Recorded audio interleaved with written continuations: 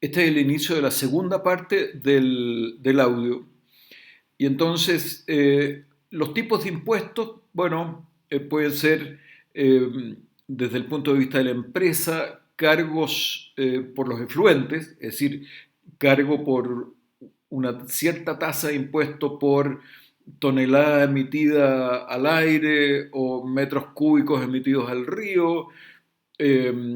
Los cargos pueden ser, el impuesto se puede aplicar al usuario, es decir, a ustedes, a mí, al momento de que compremos ese producto, pero eso lo hace más difícil de seguir. En el fondo, finalmente, eso significa que eh, ese impuesto se traslada con mucha facilidad al precio y lo terminamos pagando nosotros.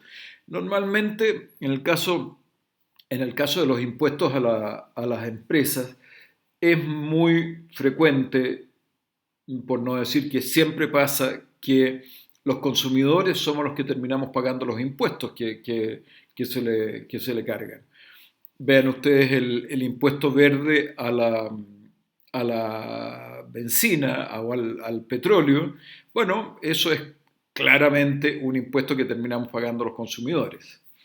También puede ser, perdón, también puede ser un impuesto directo al producto, eh, y también pueden ser impuestos administrativos, eh, es decir, que se le cargue directamente a la empresa sin que esté vinculado el impuesto a una tonelada de emisión, por ejemplo.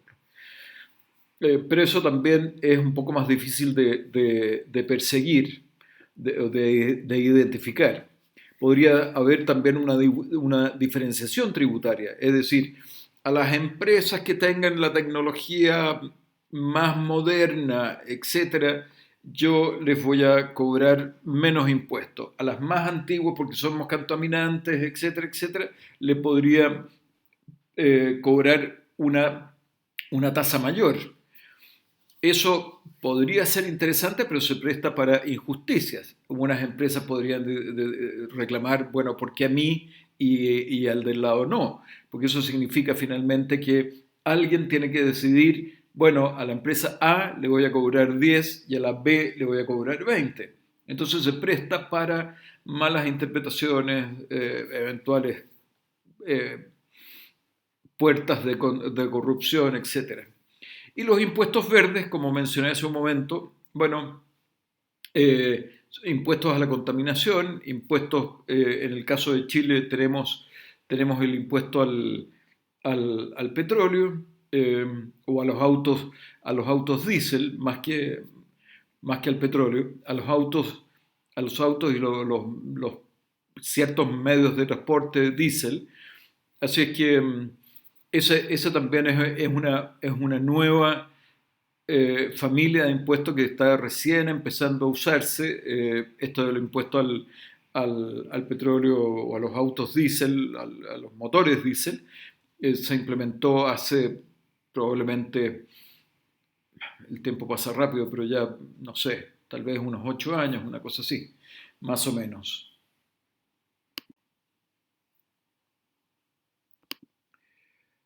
La otra gran familia de instrumentos económicos son los subsidios, de los cuales ya hemos conversado en oportunidades anteriores, pero nunca está de más recapitular.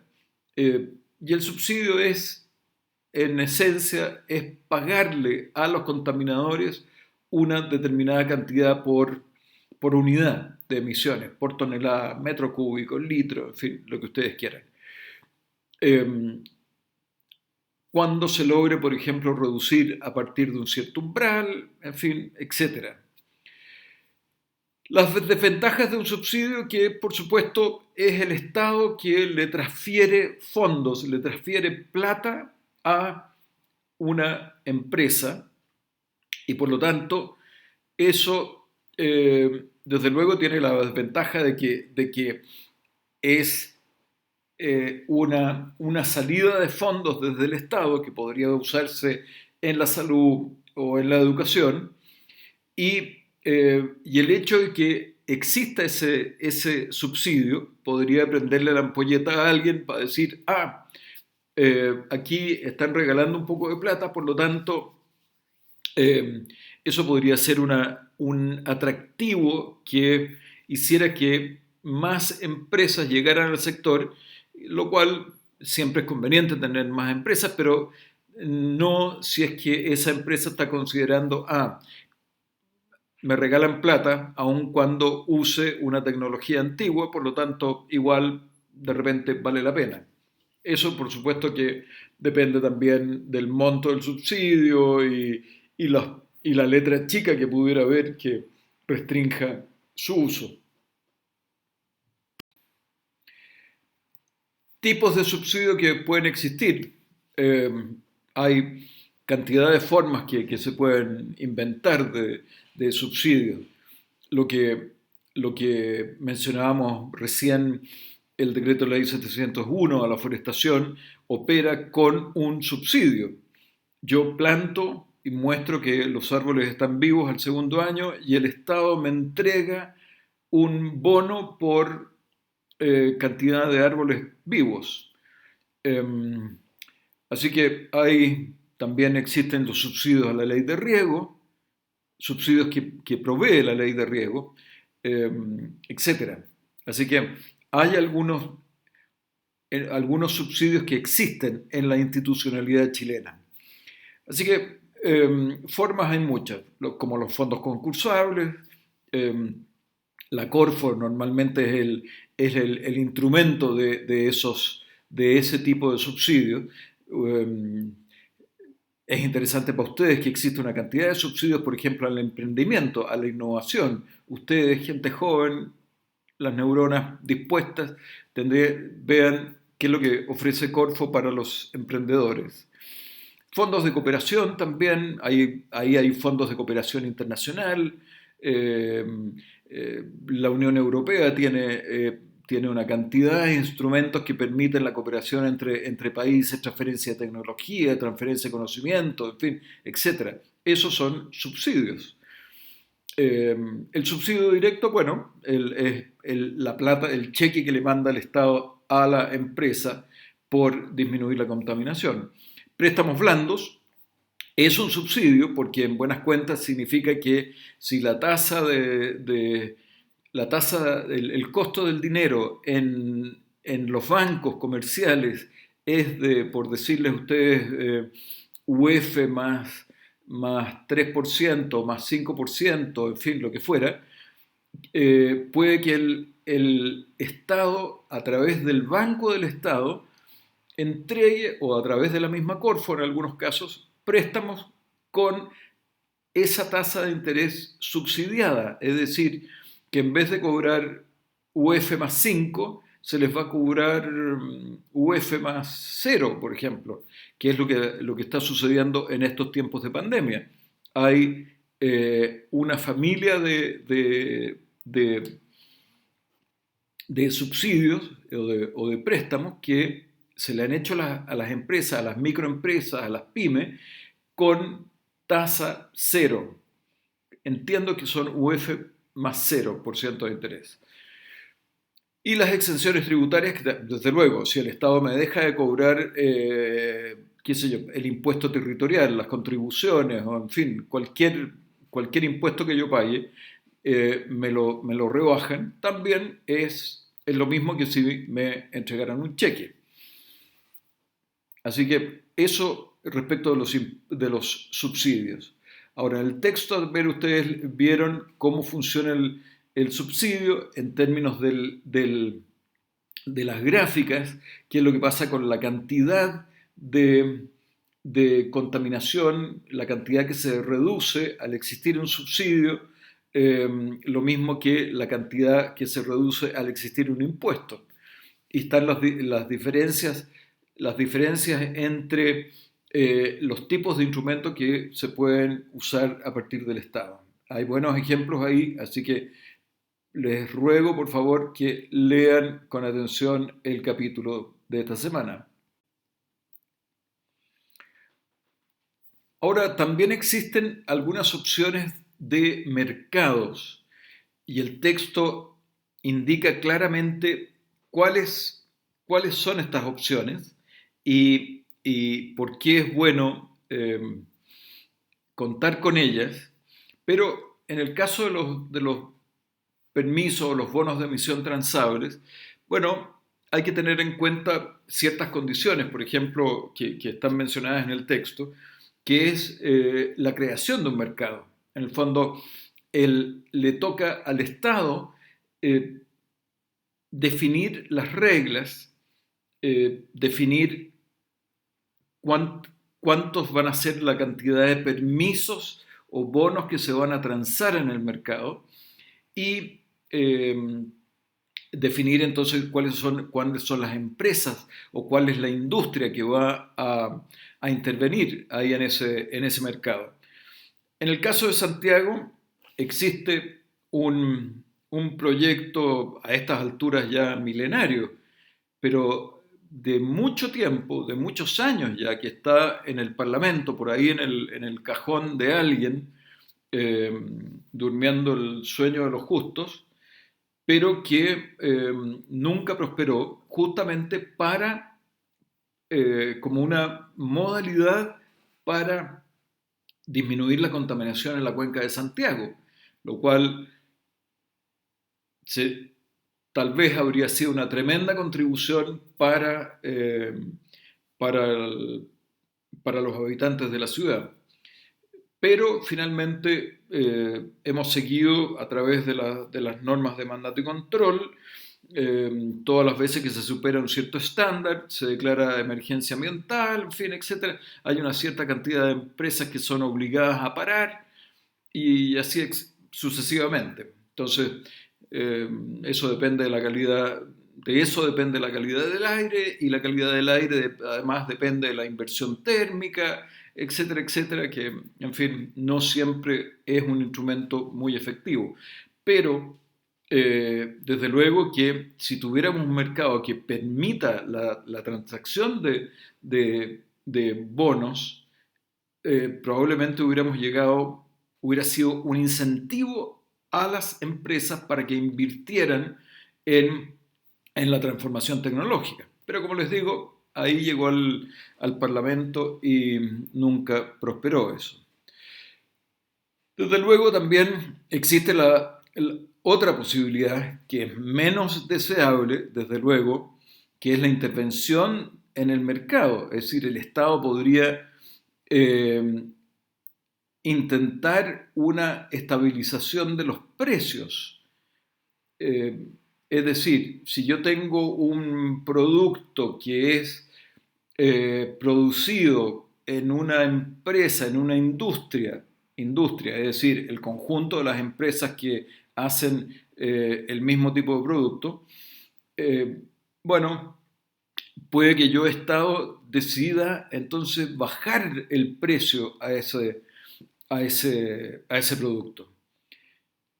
Pero esa es probablemente una medida de no retorno, porque desde luego que la intervención del Estado en los precios es siempre, siempre una herramienta muy compleja que en el largo plazo produce eh, una cantidad gigante de efectos indeseables, genera muchas veces el mercado negro y en fin, y produce la desestabilización de un mercado que normalmente produce o funciona muy bien comandado por la oferta y la demanda. Están también ahí los seguros de responsabilidad civil. Bueno, eh,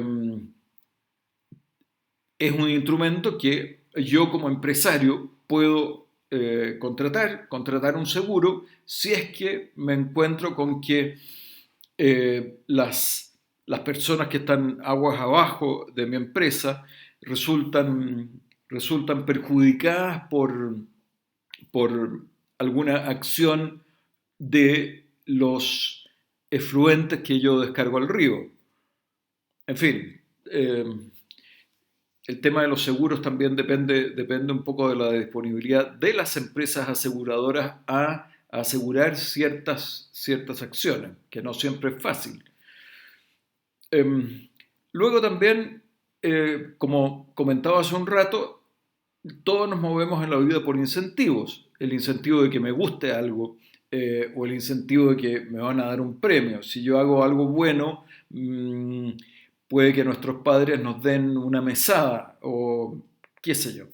Por lo tanto, eh, puede haber un cargo por no cumplimiento, es decir, un incentivo, llamémoslo negativo si ustedes quieren. Si yo no cumplo, bueno, me aplican una multa, que es un poco lo que funciona en el caso de los instrumentos de mandato y control. Y los bonos de desempeño, al revés. En el fondo, si me porto bien, si soy bien comportado, si no contamino, me regalan un bono de desempeño.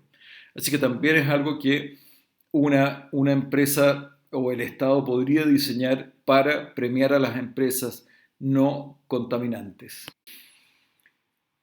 Bueno, los permisos de emisión transables es un mecanismo interesante. Funciona en el mundo con bonos de carbono. Hay lugares en donde se transan los bonos de carbono, en Londres, en la Bolsa de Chicago, en Estados Unidos, en Tokio, de manera que esto es algo que funciona alrededor del mundo, claramente sin la dimensión que quisiéramos que tuviera, porque finalmente las emisiones de carbono son mayúsculas, entonces no todo lo que se ha logrado ahí es muy efectivo, pero en fin, es un esfuerzo. Entonces, la gracia que tiene estos permisos de emisión transables es que es un mercado descentralizado, es decir, que no depende del Estado, sino que una vez establecidas las reglas, eh, funciona por sí solo, autónomamente. Entonces, aquí se crean nuevos derechos de propiedad. Es decir, se establece una cantidad de emisiones que pueden ser posibles. Eso se asocia a una cantidad individual y eso es el derecho que se le permite, que se le da a cada empresa. Y entonces esa empresa, tal como menciona el texto, puede recibirlos en forma gratuita, se distribuyen, o si no, se venden en una subasta. ¿Son negociables? Por supuesto que son negociables los permisos, pues, puesto que se transan en el mercado, eh, y todos aquellos que están habilitados para participar en ese mercado pueden transarlo. Es muy interesante porque el texto menciona el ejemplo de incluso de estudiantes de economía ambiental que han comprado permisos para disminuir las emisiones de anhídrido sulfuroso, me parece que es el ejemplo. Entonces, eso disminuye la cantidad de derechos que están disponibles para las emisiones. Y, eh, y por supuesto, claro, condición sine qua non es que tiene que existir un mercado de permisos y, y un número limitado de derechos en circulación. Es decir, bueno, hay hay un mercado y a ese mercado confluyen los derechos que están a la venta. Entonces, obviamente hay una parte de esos derechos que las empresas mantienen para sí y no se transan. Y bueno, ¿quiénes pueden participar en este mercado?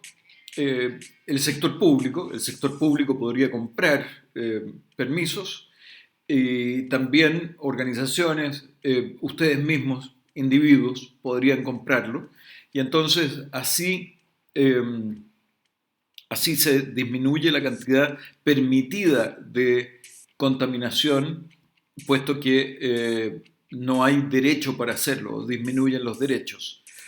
Eh, Problemas, bueno, desde luego si las emisiones no, son no uniformes, eh, y que está asociado a la tecnología, lo viejo o lo nuevo de la tecnología, en fin, que hablábamos recién, eso puede complejizar un poco el mecanismo, el funcionamiento, puesto que eh, puede que haya empresas muy contaminantes y que no van a tener, por ejemplo, si no son capaces de comprar derechos adicionales, puede que se no tengan la capacidad inmediata para reducir las emisiones a lo que se espera.